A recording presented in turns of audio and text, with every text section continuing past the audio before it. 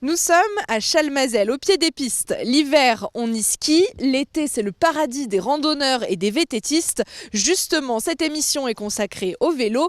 Bienvenue dans Loire Magazine.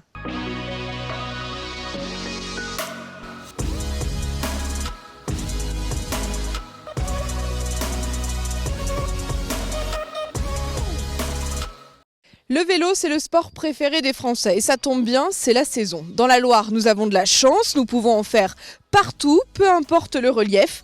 Dans cette édition, vous découvrirez grâce à Lisa Moulin les 5 événements à ne pas manquer cette saison dans la Loire et vous verrez, elle a donné de sa personne. Avec Jean-Yves Bonnefoy, le vice-président du département en charge des sports, nous parlerons de l'importance du vélo dans la Loire et de tous les acteurs qui gravitent autour de la filière.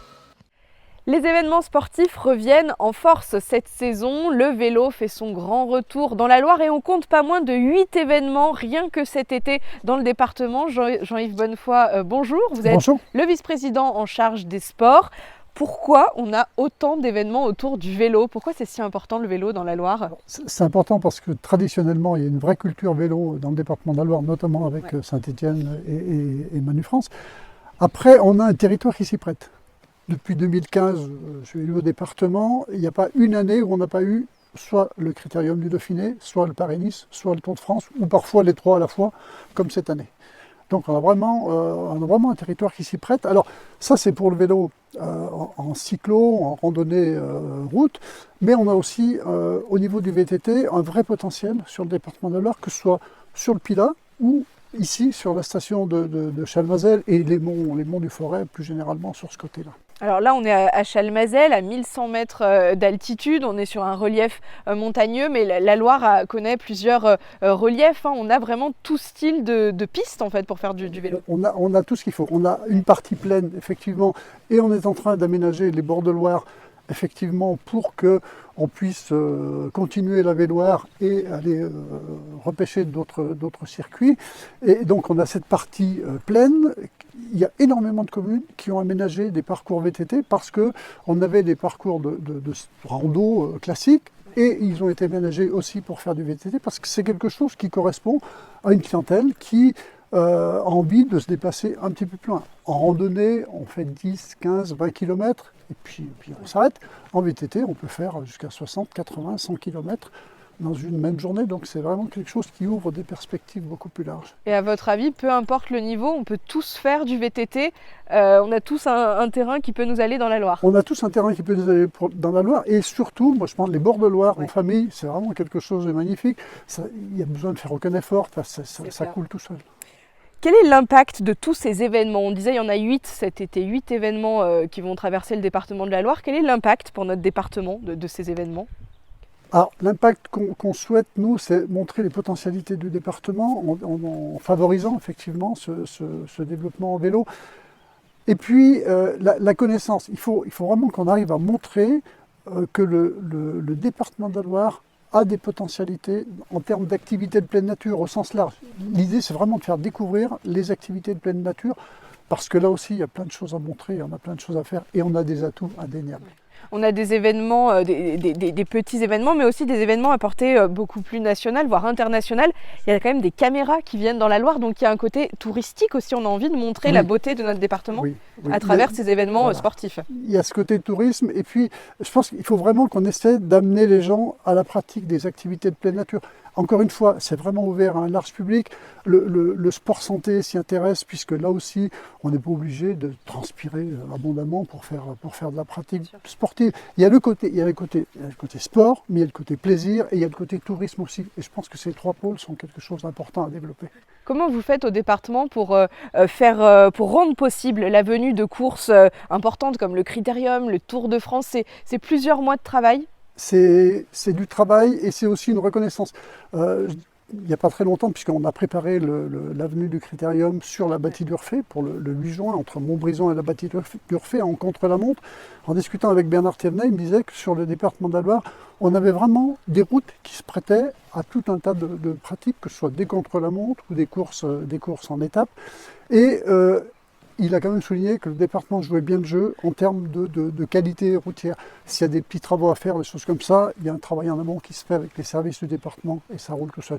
Là aussi, c'est quelque chose qui est important dans la co-organisation, que tout le monde s'entende bien. Est-ce que la Loire devient aussi un incontournable de ces événements? Est-ce qu'il y a des points dans la Loire qui sont aujourd'hui incontournables pour le Tour de France, pour le Critérium?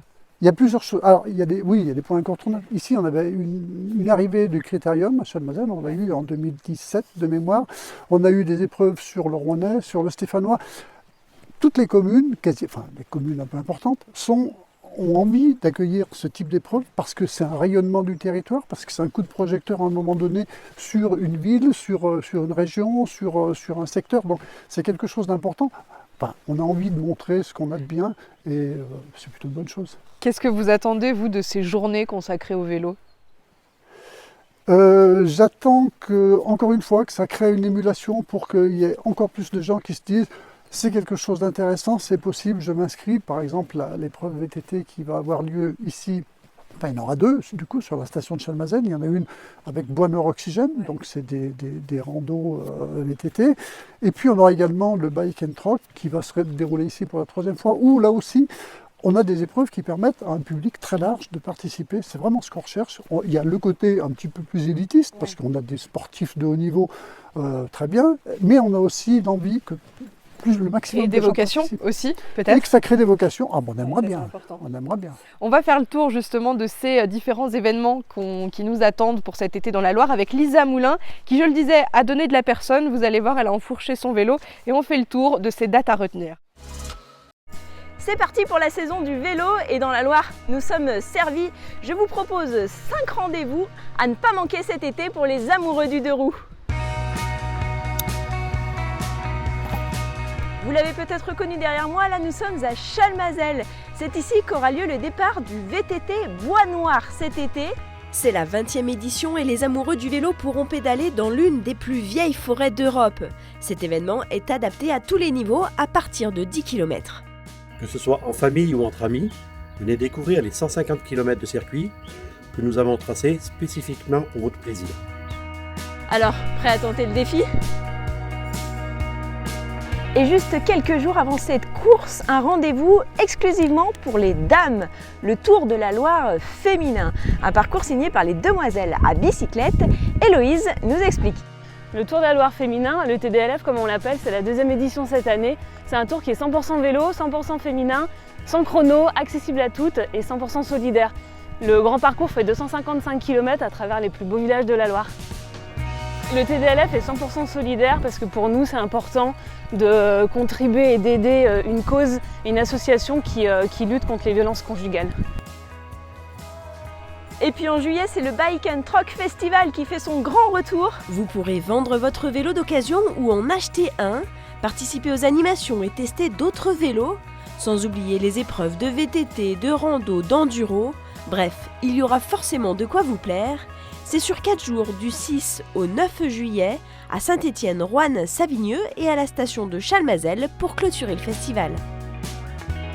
Et parce qu'il n'y a jamais trop de vélos cet été, n'oubliez pas que le Tour de France passera également par notre département.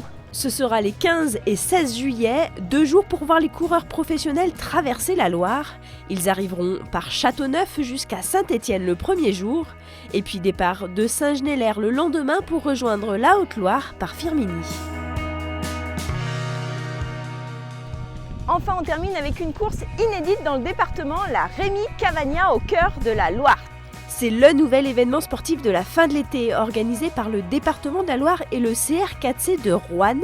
Cette cyclosportive propose 3 parcours, l'Urfé de 35 km, la Saint-Just de 95 km et la Rémi Cavagna de 145 km. Rendez-vous le 25 septembre prochain en Pays d'Urfé. Du Pilat au Rouennais, sur les terres du Forêt ou dans le Stéphanois, vous avez le choix pour passer un bel été à vélo. Moi, je fais une petite pause. De retour à Chalmazel avec Jean-Yves Bonnefoy, vice-président du département en charge des sports. Si vous deviez vous retenir un événement parmi tout cela, lequel est le plus important pour vous ? Très difficile comme question, ils sont tous bien. Ouais. Allez, un événement que j'ai envie de retenir, le Tour de la Loire féminin. Ok, pourquoi? Alors pourquoi il faut venir voir ce Tour de la Loire Il faut féminin? venir voir ce Tour de la Loire féminin parce que c'est quelque chose. Le développement du sport féminin est vraiment quelque chose d'important. En cyclisme, on a quand même beaucoup plus de pratiquants hommes que femmes, donc je pense que c'est vraiment là aussi quelque chose qui doit amener à la pratique encore plus. Ok. Après, les événements, bien entendu, ce qui se passe sur la station de Chalmazel, parce que en termes de VTT, encore une fois, on a un vrai potentiel et il faut l'exploiter, pas forcément pour faire de la compétition, mais pour se faire plaisir. Dans votre mandat au département, que représente la pratique du vélo parmi toutes les disciplines sportives?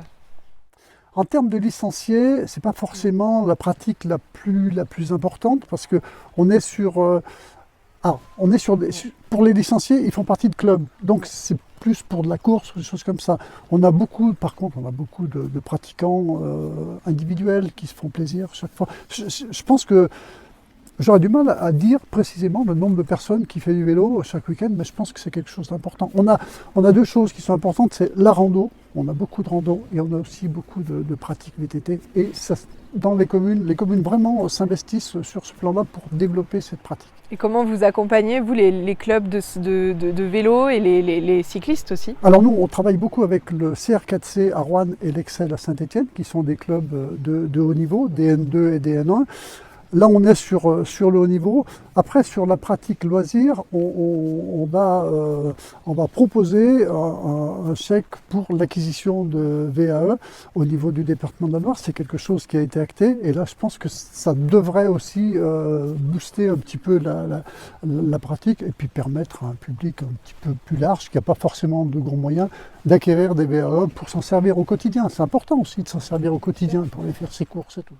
Merci beaucoup Jean-Yves Bonnefoy, on sait tout donc sur les événements qui nous attendent cet été dans la Loire. 8 événements un petit peu partout dans le département, je le rappelle, la Loire est une terre de vélo, on peut en faire partout, à tous les niveaux. Merci de nous avoir suivis pour cette édition de Loire Magazine spéciale vélo. On se retrouve très bientôt.